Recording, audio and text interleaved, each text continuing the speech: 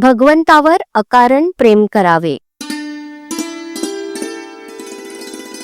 खरोखर जगात आणि लौकिकात आपण अडाणी राहिलो तर काही वाईट नाही.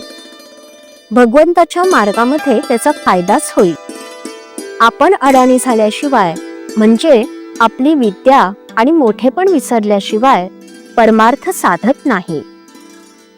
मुलगा गावाला जाताना ज्याप्रमाणे आई त्याला फराळाचं देते, त्याप्रमाणे परमात्मा आपल्याला ज्या परिस्थितीत जन्माला घालतो त्या परिस्थितीत राहण्यासाठी लागणारं समाधानही तो आपल्याला देत असतो. ते घ्यायची आपली लायकी मात्र असली पाहिजे. जिथे असमाधान फार तिथे दुष्ट शक्तींना काम करायला वाव मिळतो.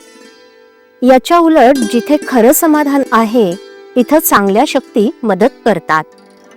आपण नामाला चिटकून राहिलो तर बाहेरची वाईट परिस्थिती बाधणार नाही. देहाचा मनाशी संबंध आहे आणि मनाचा हृदयाशी संबंध आहे. म्हणून मन नेहमी अगदी समाधानात ठेवावं, म्हणजे प्रकृती चांगली राहून आयुष्य वाढेल. स्वार्थ सुटताना पहिल्याने मनुष्य व्यवहाराच्या चौकटीत बसणार नाही. जो येईल त्याला तो आपलाच म्हणेल. पण परमार्थ मुरला की तो व्यवहार बरोबर करून शिवाय निस्वार्थी राहील. खरोखर परमार्थ हे एक शास्त्र आहे. त्यामध्ये सुसूत्रपणा आहे.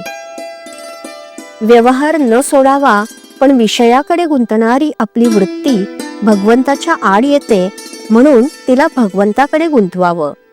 भगवंताची खरी आवड उत्पन्न झाली पाहिजे. भगवंतावर अकारण प्रेम करणं याचं नाव परमार्थ. परमार्थाला डोकं शांत पाहिजे. एका गृहस्थाला सगळीकडे रामाची मूर्ती दिसू लागली. झालं, त्याला वाटलं की देव आपल्याला भेटला. पण हे काही खरे भगवंताचे दर्शन नव्हे. तो सर्व ठिकाणी आहे अशी भावना झाली पाहिजे. परमार्थाची काळजी करू नये, ती काळजीच प्रगतीच्या आड येते.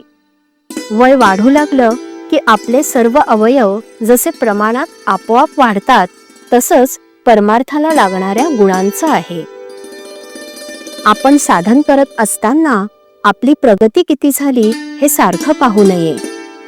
समजा आपण आपल्या परसात एक झाड लावलं आणि ते किती वाढलं हे पाहण्यासाठी रोज त्याच्या मुळ्या उपटून आपण जर पाहू लागलो तर ते झाड वाढेल का? अगदी तसंच परमार्थाच्या प्रगतीचं आहे. मनुष्याला परमार्थ किती साधला हे त्याच्या बोलण्यावरून आणि दृष्टीवरून ओळखता येतं. श्रीराम.